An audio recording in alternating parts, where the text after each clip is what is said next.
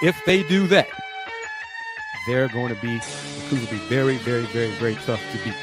Wilson! Oh! And we are tied! Let's go! Call the Bryce Beall. And I don't ever let them forget where we come from. Getting those phones out. Record me acting ignorant, man. Baylor empties it out. Quick toss! It's going the other way! Second pick of the night! Jeremiah Wilson finishes this one! Seventh heaven for Houston. The Cougars advance to their seventh Final Four. Go Coogs! Let's go! It's so good! The dream remains alive for the Houston Cougars! Welcome into another episode of Pod Slamma Jamma. Joining me as always, Dayon Dunlap. And welcome back, Bryce. It's been a minute. We have a new intro, new audio. It's always that Duke clip never gets old. It will never get old. But how are both of y'all doing on this Monday evening here in Texas? Man, I'm blessed. When I saw that Duke clip, I just got back memories, man. I know exactly where I was at. How crazy I acted, man. God, great times. One of the best times of my life. Yeah, same. I'm doing good as well, man. Great start of the week. I'm feeling good. I'm happy to be back talking our Coogs. Something we're going to pick back up. We kind of took a little hiatus, a little vacation for ourselves, and now we're getting back rolling. Let's get into it. We'll talk a little bit about football. Obviously, now that it's almost about to be the peak football season. We're about a month out from Big 12 football media days, and 2 months from now, the U of H Cougars are going to be right in the middle of their training camp leading up to their first game of the season at the end of August. There was big news regarding not this upcoming Houston Cougars football team, but for a future recruit in the Houston Cougars, the class of 2026 five-star recruit that really, I mean, he's been committed to the University of Houston for a long time in quarterback Keyshawn Henderson. And, well, even though he had committed to UH, he was still being going on official visits with other schools, being recruited by other schools. And over this past week, that is no more. He officially shut down his recruitment. It seems like he's 100% committed to the University of Houston Cougars football program. He's committed, like I said, fairly early on once Willie Fritz first came on board for UH. Let's start with that news right there. Obviously, still a year ahead for the Houston Cougars, but a big get to have him be locked down and committed for the future of the University of Houston Cougars football program. Oh man, that was huge. And the biggest thing with that news is he is spearheading what you guys finna see. I know next month it's gonna be a big commitment that I'm not gonna spoil it right now. That's gonna happen for U of H. But he's spearheading a class that's gonna be really, really good. And let's just say some of the best players in Houston are staying in Houston, and it's because of that kid right there. A huge reason is because of that kid right there. I spoke to a couple of kids that I know. They were considering U of H, and now really, really, really, really considering U of H that he stayed among. Because I know everybody was hearing the rumblings about Florida State, and I even heard Georgia may try to get in the picture. But him staying is gonna be key to the class that we're about to sign. And I'm telling you, it's gonna be one of the best football classes we've had in a long time. It reminds me of the Ed Oliver class we had. That had us really good. So this class is going to be similar to it. It's going to be a lot of really, really good football players that are from the city, that are staying in the city, and he's a big reason why too. I've been seeing them hashtag on Twitter, key to the city, and I like that, man. I like that, and I think it's big time. I think it's big time. I remember when we first got Fritz. That's one of the things Bryce mentioned. We gotta lock down Houston, get some of the best talent to stay in the city. Then when you lock in a special position like the quarterback, especially highly talented like he is, and then with the pride of Houston, how he's repping the city, I think it's just going to be big to follow. I mean, and I'm expecting piece after piece after piece. And I think with building on some of the first year success in which we were surprised about some of the wins that we got. And I think they're going to build on that with some of the pieces they were able to acquire in the portal, and then just keep the momentum going and going and going. And so I'm very, very excited about that. And some of my other group chats people are just surprised. Like he's staying with us, 5-star quarterback.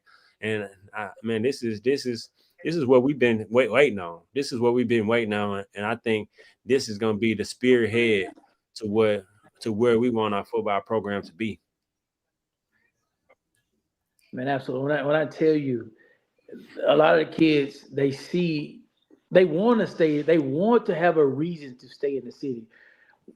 Unfortunately, we haven't given them a reason to stay recently.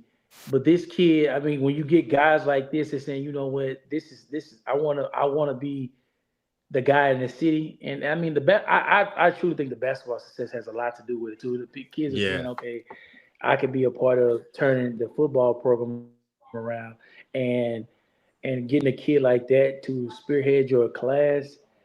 What that's going to do is once they see, because he's killing it in the All-American games he played in already. Everybody said he's every bit of what he's advertised to be. Now when you get in that portal this coming up year, you can go get receivers. Hey man, we got this quarterback coming in. We got one of the best quarterbacks in the country that's going to be throwing you the ball, and that's what they want to see. So you got to. If I'm a receiver, I'm not going to a place that doesn't have a quarterback. I mean, why would I go somewhere if especially the quarterback play we had this past year, it was terrible, and that's why we lost a bunch of good. We lost a first round talent a year ago to Texas, and he lost. Man, so those type of kids won't leave when you have a quarterback in place like that, and those type of kids you will get to come to your school when you have a quarterback like that in play. Bryce, to the point that you mentioned about the success the University of Houston men's basketball team has had, just to reiterate, earlier in the season when college game day came for basketball at the Fertitta Center, give credit to Willie Fritz because he has taken advantage of those opportunities. He was front and center at college game day. He wanted to make sure that he was visible. And onto the point of Henderson, there were a lot of there were cutouts of his head that were displayed during college game days. So Willie Fritz and his staff, kudos to them because they've definitely taken advantage of those opportunities that, like you said, Bryce, have been brought forth by the success of the men's basketball program. And I know we mentioned it at the top of the show, just in terms of the Final Four run that they've been able to have. But right there was an example of the University of Houston front and center on the national stage, literally in the national championship game, and an opportunity for that brand exposure to continue to expand with football and then that program. And excited to see what they're able to put together this upcoming season. It's been a minute since they had their spring practices, but Bryce, when I went to the open spring, well, they called it a spring game. It wasn't necessarily a spring game, but we got to see some of the athletes on display. And let me just say, like you mentioned about Austin Carlisle, he is a stud athlete. His athleticism, and this is amongst the UH program, that athleticism looked like he was tier above with some of the plays that he made. And as a freshman quarterback, he wasn't wearing any of those protected shirts for QBs. He was getting hit during those drills, and he just kept popping back up, and he kept coming for more. So it'd be exciting to see how U of H utilizes him in this upcoming season. I really believe they got to find a way to have a package for the kid because he's probably the fastest kid on the field. And people don't realize that the kid runs a 10-4, 10-5, 100-meter dash. He has the swagger of Johnny Manziel, the legs. He's faster than Johnny Manziel, and he can throw dots all across the field. I'm telling you. He may not be – because I know they invested a lot, and came from A&M, but that kid right there is the best. He's been the best quarterback in the city of Houston the last 2 or 3 years, and it hasn't even been close. You ask any coach around, they all will tell you that any high school coach will tell you that guy's the best quarterback in the city. So it doesn't surprise me now when we go to the spring, he does what he does. I heard Coach Fritz talking about we have to put a regular jersey on because we see he busting these runs, but what would they really look like if we made him live? The coach, that's just what that guy does. And And I'm not saying he's going to be a starter, but he is the type of guy you could have a package like Timbo was his freshman year. You have a package for him when you have red zone struggles and anything like that because he can actually run the ball. Kind of like similar how Texas used Archie Manning a little bit. They can use him whenever he's that type of athlete. Yeah, that was a great point. I think two great points. First, going back to how you mentioned about Matthew Golden, the type of recruits not only that's in the city that we had now that we won't lose, that we continue to get those type of recruits. That was a great point that I didn't even think about. So that's number one. Then number two, well, Carla, I mean, I heard some of those same things watching videos. I'm seeing on Twitter, people saying like, yeah, he's one of the fastest on the team, and that's as a quarterback. And so I think that analogy, like you use, like Archie, the packages that he used mainly on some run packages, they gave him some series. I would love to see that. And I think there are times in games where you just need a spark plug. You need to change the pace and change it up. And so just to have that bit of athleticism, and I want to give him his credit for actually starting that turn in recruiting, because he was a big recruit and he was campaigning on Twitter, stay home, starting city. So I want to make sure I give him his flowers as well. I'm looking forward to see him this upcoming year. And I'm just excited, man, about this team. Lots of some key pieces, but what we have coming back in the momentum that we're building, I'm very, very excited. I'm really looking forward to it. Bryce, I'm curious to get your thoughts, obviously, as a coach in not only the state of Texas, but obviously in the city. Has the opinion changed? Have you heard different things about the University of Houston Cougars football program over the course of the last year? What's kind of the perception of UH football as of now? You know what? It has, Andy. Like you say, next month, I'm not going to spoil it. You're going to see a big commitment from one of the best defenders in Houston. He's going to commit to U of H. It's going to be a huge get for us. But a lot of that is just because, I go back to the basketball also says, I think people see that if you stay home and you want to build, you can have success at Houston. And I think that's what's going to happen. They're gonna see that, okay, we building momentum. We're in the Big 12, so we're getting it's not like we was in the AAC or the Conference USA. We're actually getting the exposure that we need. And it just takes one class. Look what Arizona State did. Coach Dillingham did a wonderful job. You got a couple of kids to stay there, and they turned it around quick. Now Arizona State got momentum on the recruiting trail. They got a young high coach. They got a good young recruiting staff. And that's all it takes is one class with this portal. You can turn a program around in 1 year. And I think the buzz that U of H is getting is a reason why I really feel like they're going to have a really good class. They're going to get a lot of good key commits to stay home. And then once the portal gets open again, I hate to say it, I'm not a big fan of the portal, but I'm a fan of it. I'm a fan of people get a chance to come to Houston. So I think that's going to happen, and it's going to be huge for us. But this year we got to put a good product there. I understand you can get the players, but you got to at least win 6 games, I think, this year. And I think Coach Frisson will. I mean, speaking of quarterback, we got a quarterback who was a Houston hometown kid, Connor, coming over from A&M. I mean, like you mentioned, it has to be an upgrade in quarterback play that we had last year. And so what's your expectations going in? Got Boogie Johnson coming back, still got a few playmakers. We lost one of our running backs to his ACL, and that was bigger. That was really big, and a lot of buzz around him. So kind of what's your expectation for the quarterback and really the offense? I mean, truthfully, can it get even worse? That was the worst offensive team U of H has had, statistically-wise, probably ever. I've never seen an offense that bad in my life. Like, it can't get any worse. And I think when Connor was in high school, he was one of the best quarterbacks in the state. Not the city. He was one of the best in the state. I don't know. It seems like quarterbacks go to A&M and die. I hate to say it. Outside of Johnny Manziel, they haven't had really good quarterback play there.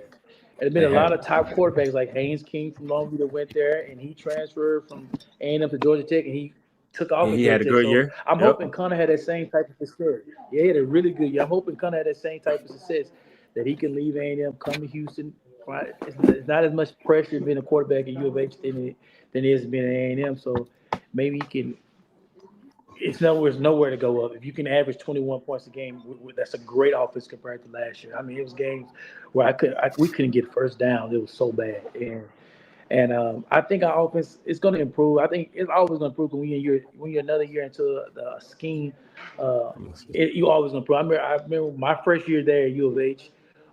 We got Coach Holgerson. It was his first year.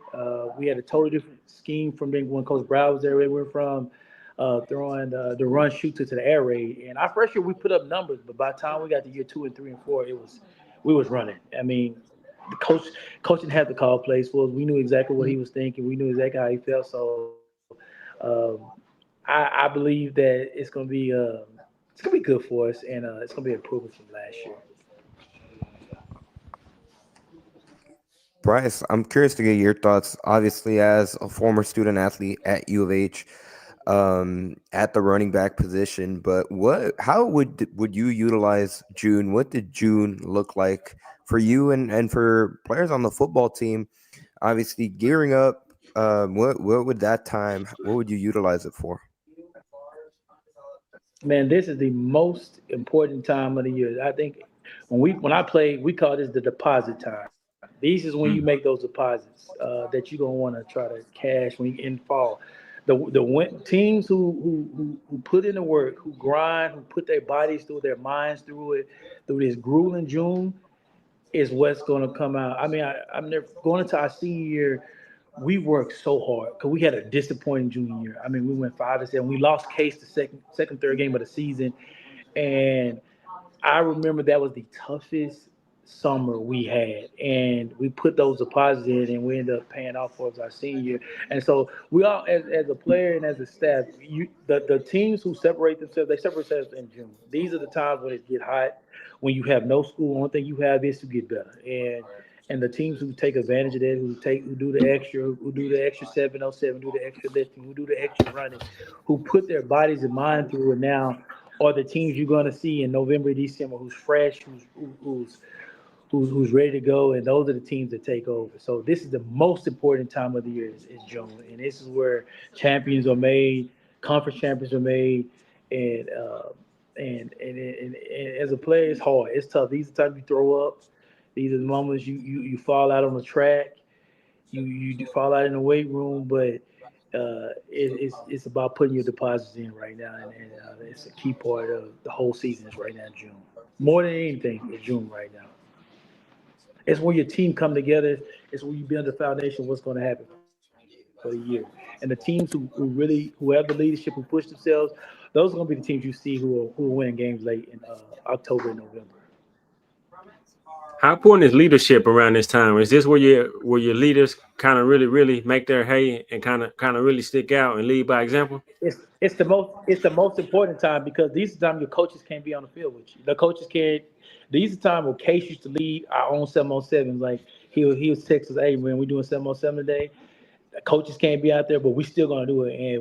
And he led us. Him and Juice, my line brother, they were the two leaders of our team when we came through. So if you don't have those guys who are gonna lead the extra, everybody knows you're gonna go through the strength and conditioning part. I mean, that's mandatory with the coaches.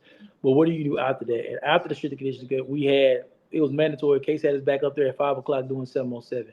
Those are the type of leaders you got to have on the team to have successful teams, and those why we had those really good teams at U of H. And I heard the same thing about Greg Ward. I heard he was the same type of leader. You got to have guys and leaders who going to do the extra, that go the extra mile when the coaches can't be there, and they can't be there in the summer. They can't coach you in the summertime. So who's going to be leaders to step up and lead things more than what us ask for? Yes, that campus, everybody does strength and conditioning. But who's going to do more? Who's going to watch film with your group? Who's going to do those type of leaders is what's going to separate the great teams from the good teams. And you hear all the stories all the time about Case and everything. I tell people all the time, more than his on talent, more how smart he was the best leader of men that I've ever been around. And that's the difference. It's going to be. I wonder. I haven't talked to is Connor or the type of guys like that on the team who's going to really lead U of H. And I challenge them if they don't have that answer, somebody needs to step up and do that. Well, that's a segue to this final question I want to ask, as we have Fluff backstage who's about to join us. But still, way too early to be able to answer this, but why not? Who is the best player on the football team currently? And I think I'll take it first. In order for Houston to succeed, I think it has to be Connor Weeman in order for Houston to be able to find success. If it's not him, I think we're going to have maybe not an exact carbon copy of last season because, like Bryce said, last season was very difficult and hard to watch offensively. But there definitely will be struggles. And Crabtree mentions the defense had a lot of losses as well, too. So even though they were pretty good last year, it's going to be a question to see if the defense is able to be as dominant as it was in stretches for majority of the season. And just flat out, UH can't have as bad of an offense as it did last season. Like, that's just clear cut, not going to cut it. Yeah, AJ, I saw that coming. AJ was at the answer would have been AJ. No question. He was going to be clearly the best player on the team. Yeah. He was. He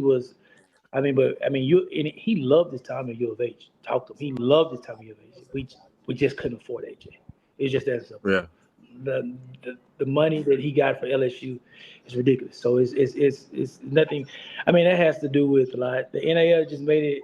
That's why I'm all for, like, if we can find a way to cap out on certain players or find ways for schools to keep their best players, because if not, we're never gonna be able to compete with LSU and Texas and anything when it comes to NIL. That he didn't want to leave, but I mean, at the same time, I think he's going to be a pro for a very long time, but you have to capitalize now while you can. And the money he made changes his family life forever. And if you tell me I can make nearly $1 million, and I'm going to leave too. So, but AJ would have been the answer, but like Andy said, it has to be Connor. And it's not even close. If Connor's not the best player, especially the money I heard we paying him as well, then we're in trouble. I mean, it's not like we have an elite receiver. We have some really good players, but a good quarterback can make everybody around him better, and as a leader, and he has to be that guy for us. And if he's not, then we're gonna be just waiting for Henderson to get here, or maybe looking on the bench to a guy that I know can do the job as well. Yeah, I mean, I agree with both of y'all, but I'm gonna just pivot a little bit and say I know we lost Sanford, who was big, but I'm gonna say we need Barnett just to be maybe that 1B, that big freshman running back, Jamarian Barnett. I think we need him to really make a name for himself. I agree with Connor, but we also need a good running game to be able to get that play action, get the ball downfield, to not make it to where he has to be so pass heavy and has to really make a every single play. I think a running game can really ease the game for a quarterback. And Bryce, I mean, you would speak about that being a fellow running back yourself.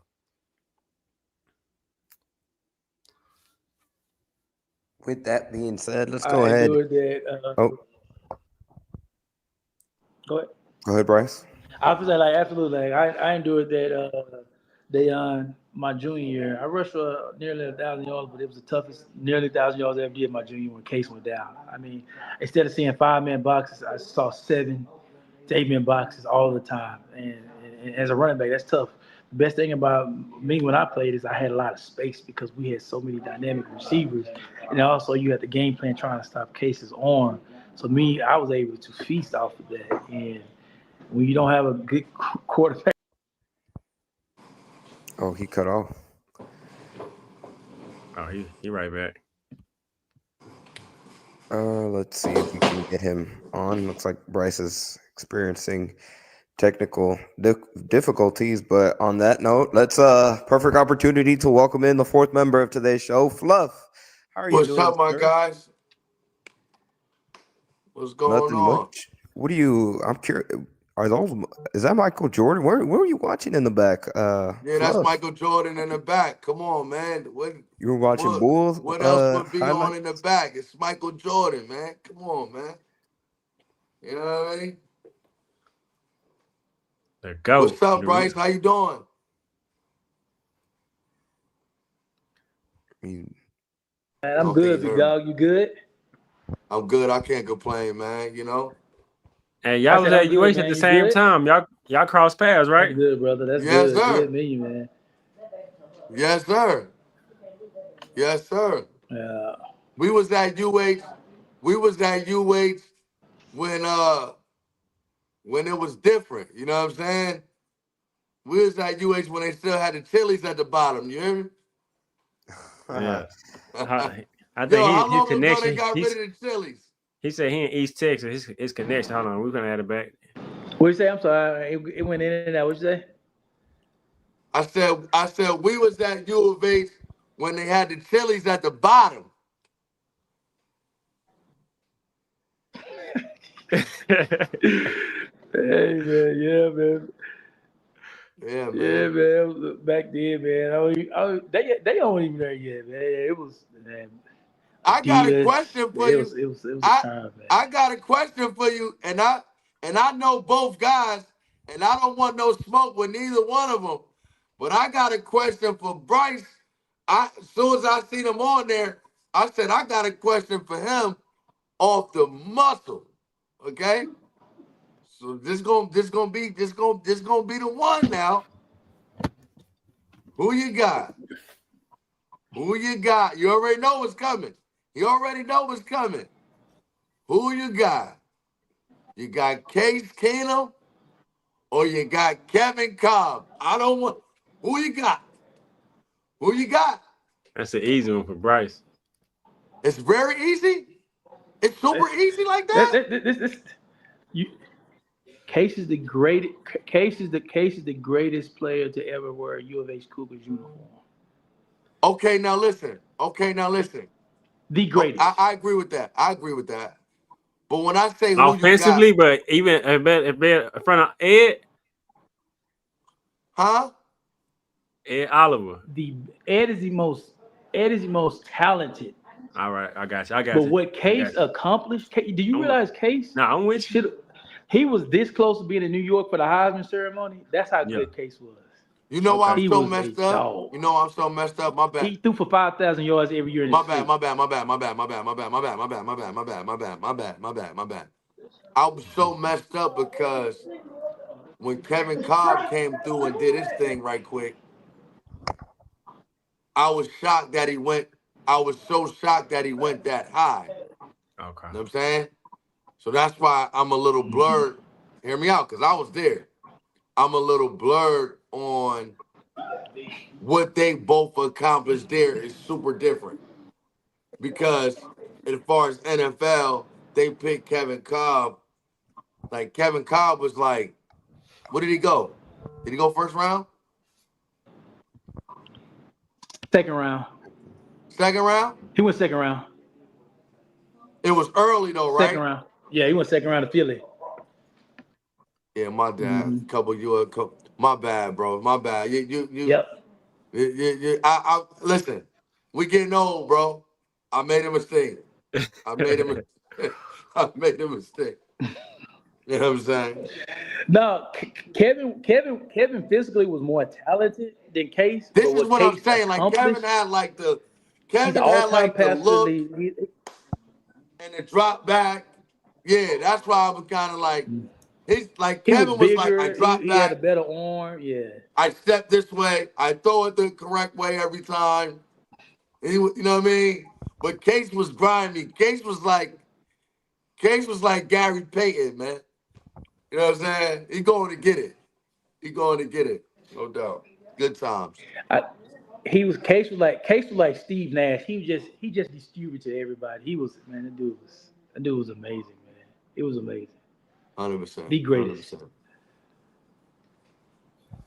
Bryce, Fluff, we gotta, like Dayon said earlier, we're gonna start doing this. No, you're good. I was gonna say, like Dayon mentioned earlier, we're gonna start doing this weekly. Like we honestly, Dayon and I, we want to hear y'all stories from when y'all were. Yeah, you ain't got no bench warmers on here now. Yeah, we gotta let y'all go ahead and share. I'm sure y'all have wild stories, and then obviously just in terms of being student athletes at U of H during that time, so much different knowledge, so much stories that y'all could share. Well, I'll say this. Shouts to my girl. Shouts to my boy, servants a lot. Okay, those That's my those dog. guys. Come on, man. I'm an H-Town OG, man. Like, it's different for me, bro. Okay, it's different. Mm-hmm. So one thing about it is we had a silent relationship that the football team didn't let nobody mess with the basketball team, even if they don't like a couple guys on the basketball team. You still can't mess with the basketball team. The football was security for basketball. You know what I'm saying? And we understood that they were kind of bullies a little bit, but we understood that. Look at him, look at him. But it wasn't like a bully. It's because we were so deep, man. Yo, bro, it wasn't like a bully. Like, they never tried to bully us. They loved us. It was love, but it was more like, come on, man. You know it's more of us than y'all, man. Just go out. Go out. We in Cullen Oaks or wherever we at. Listen now. We over here now. If you want to come and have a good time, it's okay, but this is our side of the barn, okay? Especially Alumni Hall. Alumni Hall, the Alumni Hall is the football team. We don't even have no say-so over there, you know what I mean? So, but it was love, man. It was Man, super that's crazy love. you said that, man. It's crazy you say that because I used to play cards with the basketball team. I don't know if y'all remember Zamal Nixon and Yeah, that's my all baby them guys. boy. We used to play cards together all the time. Spades. We'd be at Cousin Oaks playing spades with them boys, and like he said, it was always a mutual respect. And I mean, we all here grinding in the summer. We all putting their work in, and like you said, it wasn't like a bully. Just we knew that we was. It was like that in the city. We knew it was 100 of us. So it was like it's 100 of us versus everybody in the city. And even when we went to parties, went on campus, when we used to go to events and stuff on campus, we would literally wear U of H football shirts just because we wanted everybody to know we was a football team on campus. Nah, y'all So rep. No, that's listen, just y'all. that's We was how we trying to be were. cool. Y'all definitely repped every single day that y'all was on that football team for sure. Yeah. But I mean, on a serious note, though,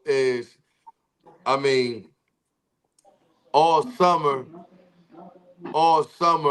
we both was up at 5 a.m. every morning, bro. Yeah. 5 a.m. Every morning. You had to be ready to go. So whatever, maybe it was just a coincidence, but we all up at 5:30 in the morning all summer. So, you know what I mean? That's the connection too of just trying to chase being great. That was big time. You know what I mean? Absolutely. And we don't realize we don't realize how much it's helping us with our life after the game, but it is every day. We don't know nothing but to go get it. Absolutely. You know what I mean? So absolutely. You know what I mean? Much big respect, man. You know what I'm saying? Absolutely. Shouts to John Houston. I know I say it all the time, man. John Houston, he's still there. Shouts to John Houston, man. He's not talked about enough. He is one of the GOATs. Now, you guys might say I'm overdoing it, but okay, look. This is Calvin Sampson. Look. This is Calvin Sampson. John is looking still kind of far, but John is like, look at it. John is like right here, bro. John was there when we was 3, not me, not my team. I want to clear that. But John was there when they was 3 and 20 something, or you know what I'm saying? John been football team, surgeries, injuries, rehabs. He's been through it all, bro, at that school, man. And he hasn't aged. He looked the exact same. He looked the exact same too. For he hasn't aged at all, man. I think I'm about to start looking great, older man. than him. It's like he won't gain a year, man, from like 45. Yeah, John is great. I'll let him know next time I run into him. Speaking of John Houston, good transition because, like you mentioned, he's put in the work over the years, and he's doing it with a new group of freshmen. When we're talking about the basketball team, the big headline, honestly, we mentioned it last week when Milo's Uzan said he was coming back. But the big headline of this basketball team is the loaded freshman class that they have incoming, and we've talked about it throughout all the Let's Rage Coogs shows on previous podcast episodes. But for the first time this past Friday, we got a chance to hear from all four of the freshmen, and I'm gonna play a clip. We're gonna get to hear from all four of them. You can feel the freshman energy through. You'll be able to tell just from the video, but a lot of excitement about the potential of all four of these players and what they can contribute to the basketball program over their time here. Just learning the culture, all the different players in the system. It's been great. What's the one thing that sort of maybe you had a feeling when you came in, but when you got out here, just a little bit different than I expected? No, I'd say the intensity, definitely. I knew it was going to be like a great intensity. Just being out here is just a whole like different feeling, so I'm getting used to that too. They help us a lot. That's why it's a great culture here, you know. Whenever we down or tired, they always like, we've been through this, you know, you just got to pick yourself up. You know, they always talking to us and helping us do things. Hard work, effort, attitude. It takes all.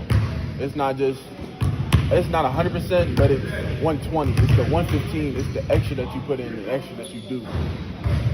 How do you feel? Body a little fatigued, but with John Houston, he's gonna give me right back on Monday.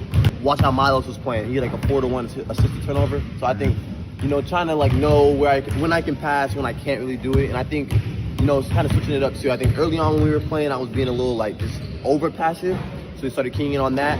Ramon told me to be more aggressive. I started getting to my shot, scoring more, and then the court opened up more. So I think being aggressive and being a passer, you know, splitting it up, that helps a lot. I think that's the main thing I gotta continue to work on. What was that first turnover Thursday like for you? Like passing turnover? Yeah. I'd say what happened? I make some good passes for sure. I think the first turnover I had, I tried to throw one in, and for me, when I see a pass, I get like antsy, like I want an assist. So I threw it too fast, went between someone's hands, so that was on me. I think just like knowing my personnel, knowing some people will catch those passes, some people won't. I think knowing that, as time went on, I started getting less turnovers and being more locked in. And that's Thursdays, you have that, if you turn it over, you run, right? Mm-hmm. So 3 turnovers, if you get 3 turnovers, you run a suicide. More turnovers than that, it's like a shuttle. So I think, you know, first day, I was getting assists, trying to create for our team. I think I ran twice. So I think that's 6 turnovers. We played for, I think, 2 hours. So I think I had a decent amount of assists for sure, but the turnovers definitely missing out there. First week, I would say it's been a tough adjustment. I know, you know, it's going to be tough, but it's going to be worth it in the end. What's so tough about it? Tuesday is versus climber, something I never did before. It was different, but I got through it, pushed myself, and that's what it's about being here. You got to push yourself to a certain extent that you probably wouldn't do on a regular day or anywhere else, you know. Did you get any running yesterday with no turnover Thursday? Yeah, I ran one time. I ran one time yesterday, yeah. Is that just the intensity? That's what we talked over the years. It's the intensity part that you got to get. Yeah, getting adjusted to playing at such a fast pace. But once I get used to it, I feel like I'm going to be good. Great coach, funny guy, but he's going to get you better. He's going to push you to like a limit that you wouldn't even know that you could get to. Anything stood out to you about this first week, getting to see him firsthand? I would say he wants to win. We all want to win. So me coming here, I want to win. I want to help the team win. I want to get better. He wants to help me get better. So I feel like this is just the perfect place for me. So, mind you, that clip from all 4 of the freshmen, they were barely 5 days into the summer workouts, and you already have them talking about culture, winning, Kelvin Sampson, and Fluff Bryce right there shouted out John Houston, how he's going to get his body right too. So still doing it. He's having to be back by Monday. Yes, sir. So first impressions, hearing the freshman speak from Friday.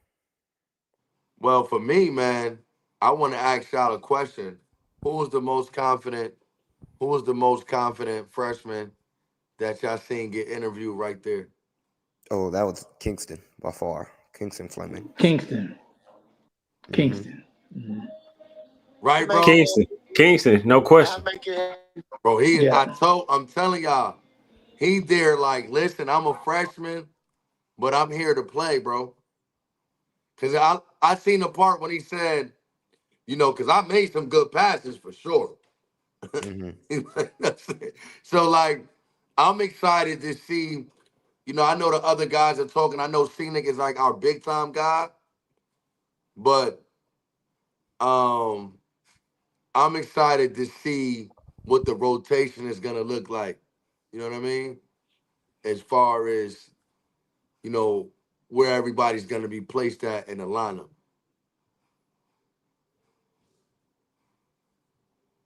Bryce, what about you? What stood out to you from hearing the freshman? I think, like you said, I think I was very impressed listening to Kingston talk about, especially when he said, man, they told me to score more. Then I start scoring. I'm like, okay, yeah, he got something underneath his chin right there. I like that kid, man. And losing, what's his name? Jawan Roberts. A leading scorer, a shooting guard. LJ Cryer. Not Roberts, the guard. LJ Cryer. Cryer, we need a scorer like his mentality is too. So, I listen. Kids like that, when you can tell when you're an athlete, when you play with certain guys who just got that it about them, and that kid seemed like he got it on him. And so I was excited to. I know everybody talks about Chris being the prize of the class, and rightfully so. He's probably gonna step in and start at a down there in the post for us, But I think that kid can probably be the most impactful freshman that we have, and I think he's going to need to be, because we're going to need another scorer. Yeah, getting what's his name back was key for us, but he's not the scorer. Like, we don't have Sharp is a scorer, but we need somebody who can off the dribble get a bucket, or off the dribble find a teammate for an easy alley-oop or easy. Hey Bryce, I gotta cut you off. Three. We just lacked that last year. I gotta cut you off, Bryce.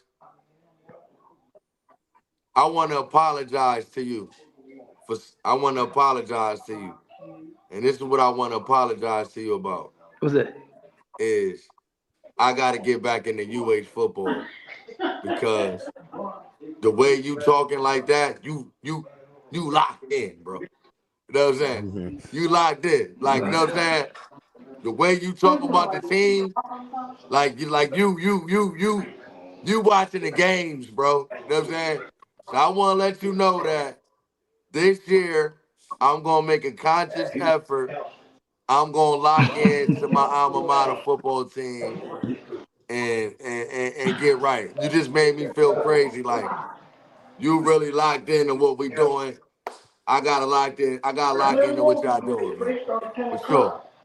That's it. My bad. Go ahead. Oh man, yeah. I mean, I'm a huge fan of the basketball team, and I tell people all the time, I was there when Tyreek Evans was there with Memphis, and there was nobody in the arena. We just came to watch Tyreek, and I watched my boys Jamal and them play.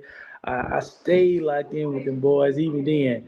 And now that we good, and you can't tell me nothing now. No, you can't tell me nothing. I talk to That's how I be, bro. You can't tell me nothing. Your team ain't number one. My team is number one.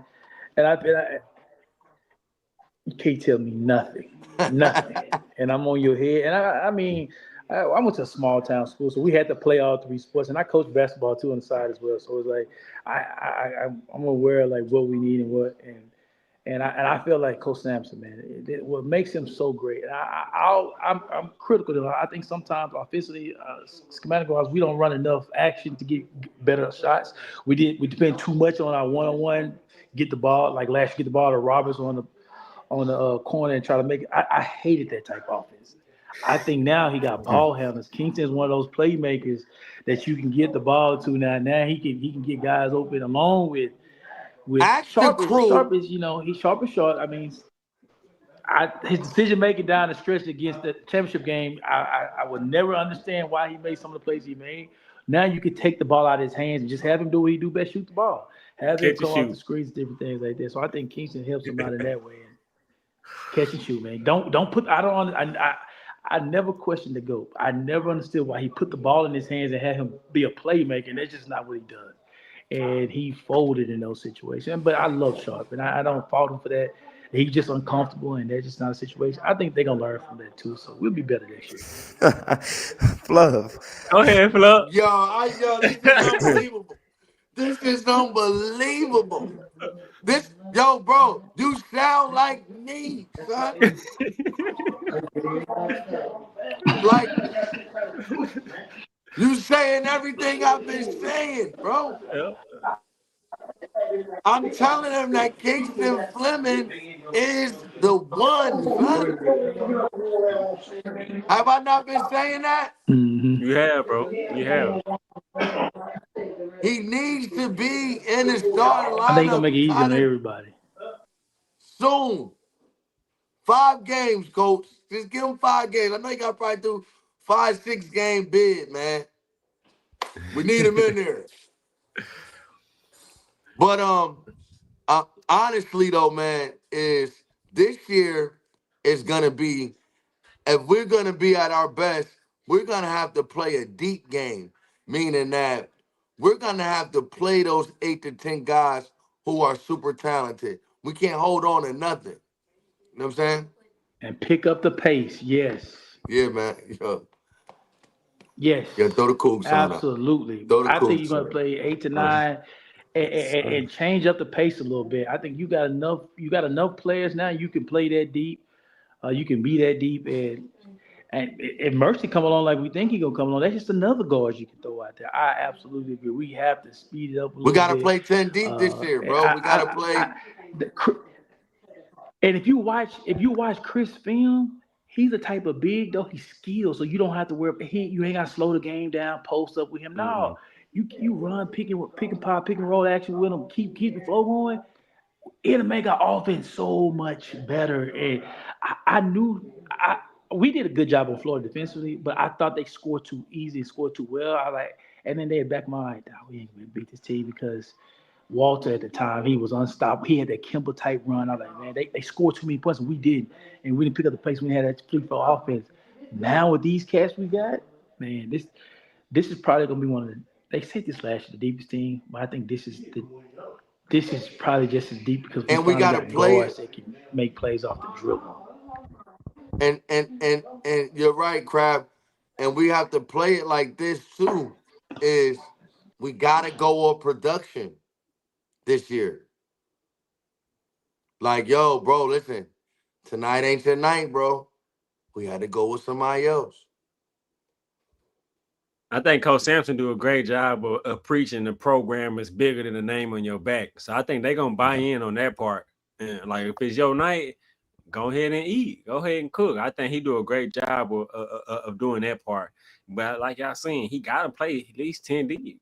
See who night it is. I'm excited. I'm hearing a lot about Isaiah. I want to see a lot about him. I'm hearing a lot about him too. They penciling. What you hearing? I'm hearing that he is a lead scorer. They saying that he can really, really get buckets and fill in and really score on the perimeter and go one-on-one. So that's what I'm hearing. I want to see that because between him and Mercy, I think them the ones going to be battling for that wing spot. Well, I'm going to tell you, the Mickey D ain't battling for too much of nothing. Right. I mean, he battling. Bryce know how this thing go. He battling. But, you know what I'm saying? The investment is in. Yeah. I'll put it like that. So, but I'm wondering how Coach Sam said is, and especially with his upperclassmen.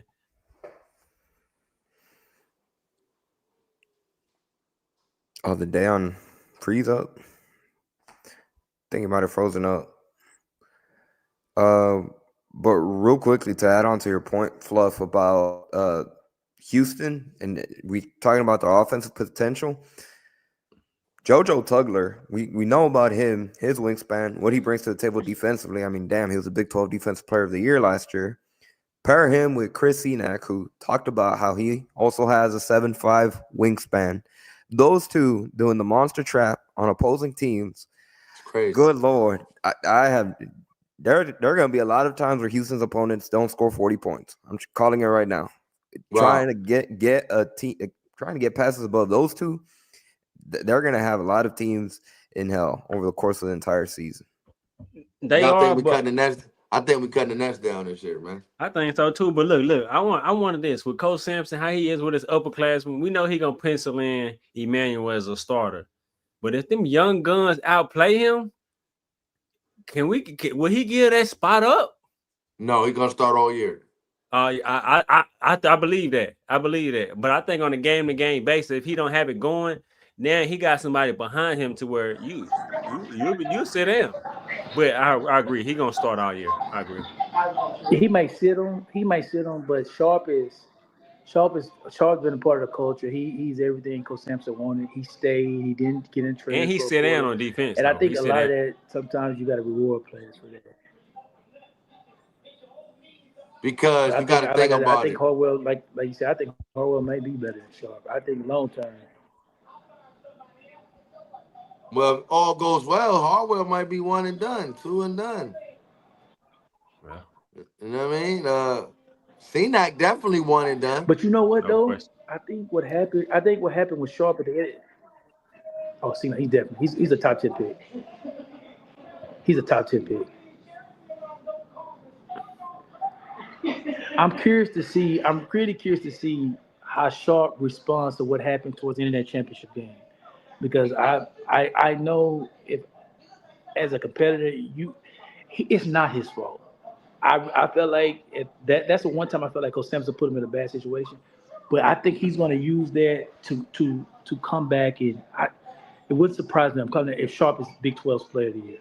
I think with his scoring ability and the chip he's going to have on his shoulder for how that championship game ended, when you come back, it's anything in front of him I'm finna kill. And I think he's going to work on this game. He saw when people put pressure on him, he struggled a lot of times with severe pressure on him, handling the ball. I think he's going to be able to come back with a counter move. I'm hoping. He comes back with a counter move with that, and he's going to be decisive. He's not going to think twice. He's going to come back. I'm going to pull up. I'm going to shoot when I want to shoot. And I think he knows that him and Milos, and this is their team now. I mean, and Milos, for him to come back, my God, I think he's Andrew Nembhard 2.0. Like, he reminds me of that guard from Indiana so bad. Yeah. I think if he adds to his game, just keep being aggressive. Hey, what's the championship game at this year? I said we are going to be on the Riverwalk last year. It's Indianapolis. It's in Indianapolis. It's in Indianapolis. And Emmanuel and his media availability, his full clip, they asked him, was he over the national championship game? And he didn't say yeah. He was like, it take a while, but they said, what do you want to work on to get better? Chris actually asked him the question. He was like, ball handling. That's what he said. Ball handling and making plays. Yep. And Michael Jones does bring up a great point. He says it's going to depend on how quickly the freshmen are able to defend. He says defense is why Sharp played more. I agree. Absolutely. But one thing I'm not worried about that is if it's one thing Sampson he demands is you're going to play defense. And I think they guys know that before they even step on campus. You're not going to shoot a shot until you get into a defensive stand and learn how to move those puppies. So, I'm not worried about them playing defense. It's part of the culture. I don't even know Sharp was a great defender before he got to U of H. I don't think he was. I know Crowd wasn't, but he bought in. So it's like I think it's just something that he demands them to do. Here's a good question, but not too complicated. What are the expectations for Mercy Miller this upcoming season?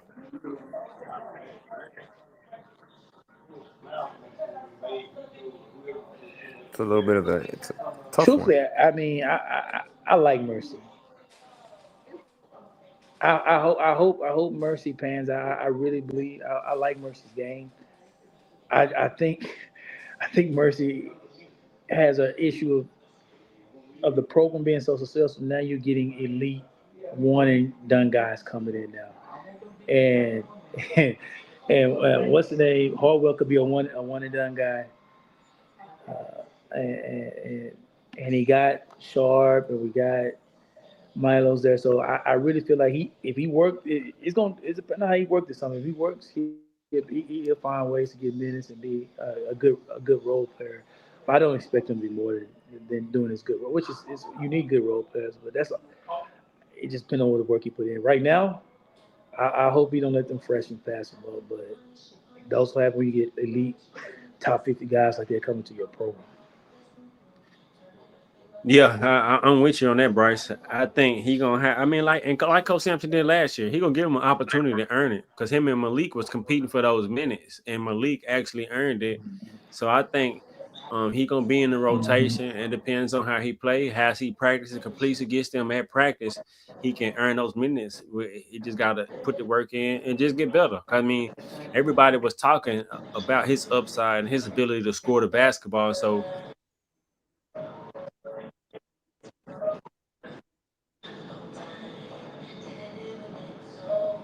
Oh, I think did Dayon freeze up again? Dayon, you kind of cut off there for a yeah, little bit. my connection faded out. I was saying people were talking about his ability to score and him being a scorer. So I think if he continues to develop that in the offense a little faster, a little more spread, maybe he have more opportunities to be able to show that he can score and be more confident. Mercy. Yeah. Yep, Mercy. That was the question. I What are mean, the expectations for Mercy Miller? I mean, this might not be, and shouts to Master P, but yo, look, Dayon crazy, right? Yo, I wasn't even really doing that, but I'm for real. You know what I mean? Shouts to Master P, Ice Cream Man. But man, no disrespect. No disrespect. Shouts to Silk the Shocker too. But ain't no minutes for Mercy, man. This year, man. Ain't no minutes for him, man. See, Bryce doing that because this how it go. These are conversations that's going on in the dorms and see, we don't even, I'm glad Bryce is on here. See, we don't even understand that some of the freshmen is coming in going, man, I got a ticket, man. Come here, man. I'm playing. You know what I'm saying? Like, it's different now. It ain't like when we was coming up, you know what I'm saying? I won't get into it, but I mean, certain people got perks and certain people did. And that kind of told you, like, you ain't playing. You know what I'm saying? So it's just like, it's no disrespect. It's not, we just talking a game. I just don't see how, maybe I'm biased. I'm real big on Kingston Fleming. I just feel like, he's a little younger, and I feel like that the staff is gonna do what they can to keep that kid happy because the portal was heavy, right? So I don't think if Mercy would have got in the portal, I think that Sampson would have gave him his blessings. You know what I'm saying? I don't think that's the same vibe for Fleming and these other guards coming in. I think it's more like, let's figure out how to make them a part of what we're trying to do. Because, I mean, with Mercy, I mean, they would at least have tried to throw him a bone here or there last year, at least a little bit. Come on. They probably threw him 1 or 2 bones. They ain't even really throw him a bone. Like, let's see what he can do.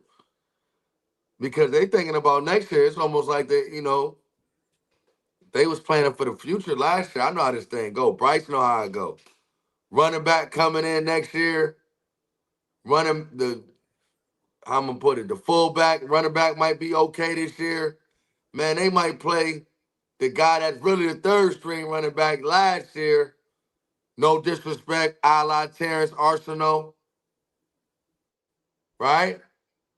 Man, play Arsenal because We don't even want him. We don't even want Kingston to think that it ain't no room for him here. That's how this thing go, bro. That's how this thing go. So Bryce, they might play the third string. Truthfully, they might play I'm talking about as far as talent-wise, they might get his snaps, especially if they know they can still win. They might give some of the snaps to the third, the guy that's really supposed to be third string, over the other guy, because they know they got something coming in. He got to roll. So, I don't know where the minutes is at for Mercy. I don't see it. Maybe y'all do, but I don't. I mean, just thinking about it, Kingston. See the way Coach Sampson operate, Kingston is gonna get them backup point guard minutes. Maybe he played Milos and Kingston together, but I don't really see it. I think the only thing, though, D. We like Bryce said, which was a great point, is we need a killer on the perimeter. Who is it? But I'm saying. Also, I'm thinking of the way Coach Sampson operate his positions. I got to keep that in perspective. Am I right? Am I wrong, Andy? Nah, you bring up a great point. Because it's gonna be interesting how it shakes out. He's gonna have Kingston as the backup point guard. Now he might play them together, but that's what I'm saying. He's gonna have Isaiah or whoever on the wing with Emmanuel or whoever, and so he might can get in on that wing, but unless Kingston is killing and scoring, he might pencil them in together. But you know how he uses point guards. When Milos come out, Kingston's gonna be on there. But he might run them together. But the way he Milos might come back in, and Kingston done got.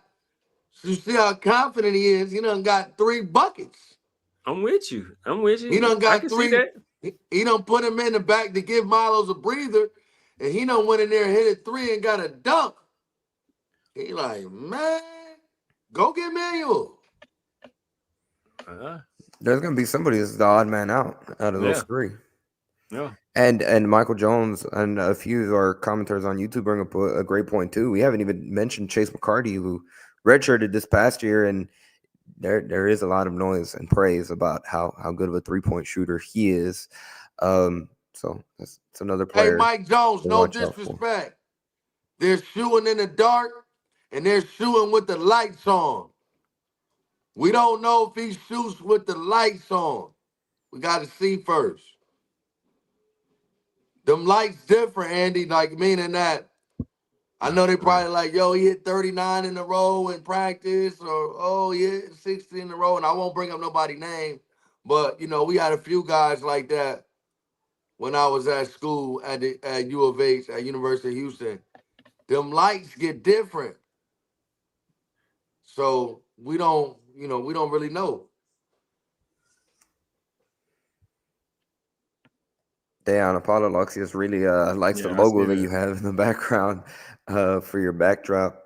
There's just so many players that are going to be odd man out in their rotation. And talking about Cordell Jefferson too, who redshirted 1 year, hasn't really played much in 2 seasons he's been at U of H, and the 3rd season is going to be at least right now in June. It's tough to see him crack the rotation in the first. Speaking June 9th, they were streaming this live, so there's going to be a lot of people that and it's a good problem to have. They literally have so many good players at each different position, which Ramon gonna crack the rotation. We didn't even mention him. Yeah, you have Ramon Walker as well, coming back for his 5th year. So many different options. Such a good headache to have for Kelvin Sampson. So what's the starting 5 right now? We had to say we're going Sharp, Ooze, JoJo, CNAC, and Kingston. I could see that happening by the end. I don't know if that's how they start. I'm telling y'all, bro, he cold. I'm not saying he not, but I'm just saying. On my phone, I'm thinking about Isaiah. Yeah, Isaiah. Either Isaiah. He the other Mickey D's, Isaiah. Because unless Kingston outperform Isaiah, then he can take that starting wing spot. Other than that, he gonna be right behind Milos. But I think everybody is wrong about, and this is my opinion, I think he's gonna be able to play all three perimeter spots, though. I don't think it's just gonna be for Milos to come in the game. But I'm saying the way Sam operate. Oh, that's how you go. I mean, he'll throw him in there together, but like he like you'll see. I don't know. How would you explain it, Andy? I would. The main thing would be just a matter of loyalty and set with his rotations. I don't know. I think from those players, I think it's a different circumstance, different situation this season. But by the time we get to the middle of the season, there's going to be a player that has I think it'll sort itself out. Separate and I wouldn't. Yeah. Yep. I wouldn't be surprised if Fluff's right by the end of it, and Kingston's in there, and shoot, maybe Isaiah is also in there, but one's a 6-man. But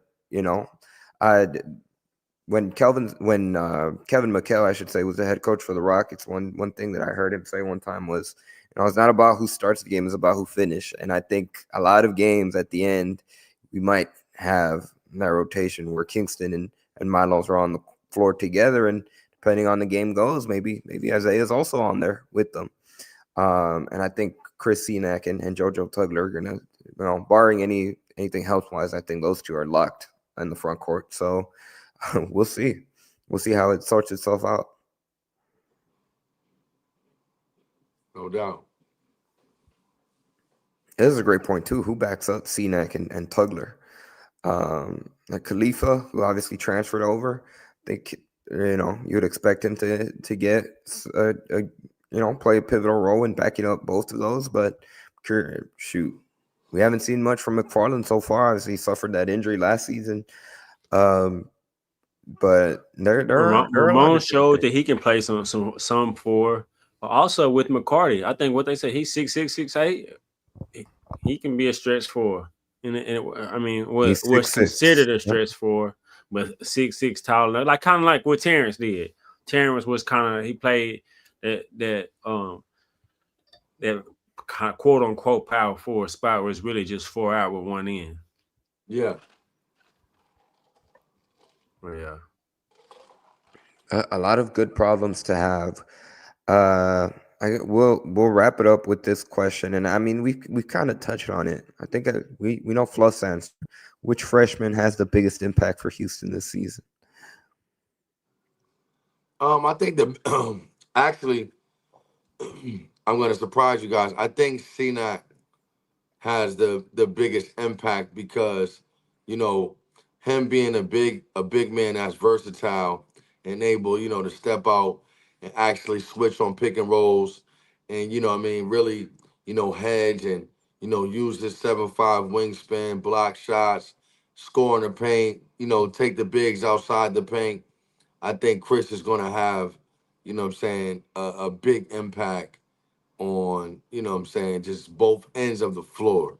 I think Kingston will be the sleeper. Of course, Isaiah is the Mickey D's and Chris is the Mickey D's. I think Kingston has a chance to also maybe tie one of those guys for the most impact because of, I don't think everybody is expecting him to bring what he can bring, and hopefully he gets the opportunity to show that. But like you said, Andy, it's a good problem to have all this talent. And I think practice, the biggest thing of a team like this is the practices. And I think practice is going to be amazing for this team because, there's not, too much wiggle room as far as not working hard and, in practice. Mm-hmm. So, I think practice is, how intense practice will be for guys competing for their spots and what they wanted to do for their career. I think it's going to have the team even at a whole nother level.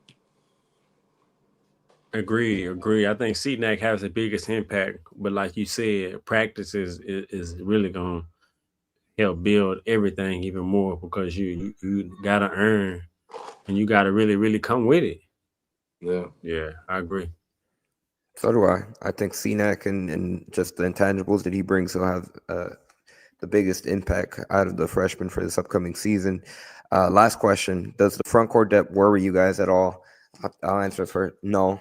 Not at all. Kelvin Sampson's got his vision. I'm not worried. Nah. Well, I'm not worried either because we have a team now to where Isaiah's what 6'5", 6'6". Yep, he's So 6'6". Okay, so we have a situation to where we can play a lot of four perimeters, one big. We did it sometime last year. Mm-hmm. So really, we can unmatch the mismatch by making the same players that might be smaller the mismatch on the other end. Yeah. And that's going to be huge too. Yeah, I agree. I think defensively, they can be interchangeable. Yeah, no, I agree. Everything Fluff said, not for sure. It don't worry me at all. Like our team this year, you could really just have four guys out there a lot of times like, damn, who's the big? And I'll be like, oh, JoJo's the big. Or, Chris is the big. Okay. You know what I'm saying? So it's like, we have so many lineups to play with this year. We could go 5 perimeter players with Isaiah at 6'6" out there. I mean, it's so many things that we're going to be able to do from the versatility from our depth chart that we have. John, you mentioned the injury to Tugler. I believe he'll be fine by the time they gear up and they're ready for September, October. I think Tugler will be fine when it comes to his foot injury.